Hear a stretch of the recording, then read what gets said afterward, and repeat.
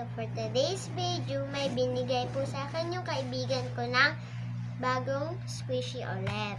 So, ito siya, guys. Oh, ito siya. Ayan. Ayan siya, ice cream. Tapos, ay, hindi maayos yung straw. Yung milk tea, pati yung money.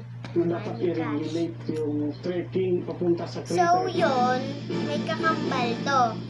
Ayan na. Panganay, pangalawa, bunso. And then, may kakambal din to. Ayan. Ito wala eh. Ito, napakita ko na. Pati to. Pati ito. Pati to. Pagtuto mula sa steamed bun. hanggang alas 6:31 ng gabi. Tumagal ng 6 na minuto. May so, nasa paa ko. Parang medyo makapal yung usap. Pero yun na yung last And day then, na. ito, napakita ko na. Pati Siyempre, ito. surprise ako. Parang Pati pinahuli itong na tayo tapos crossing. yung nangyayari sa vulkan. Yung unboxing na natin to, guys. Kasi iniba ko na yung ano niya, oh. Pati yung papel. So, unboxing natin. Inulan na may kasamang kidlat. Hanggang nagbuga na ito ng makapal na usok na umabot sa 5 kilometro ang taas. Ang pagsabog sinundan ng ashfall. Ito ay naglabas ng mataas na konsentrasyon ng sulfur dioxide.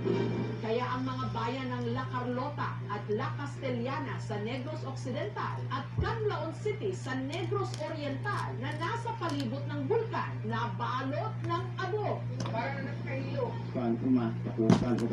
Mama, ano yung pinakamalakas na bagyo?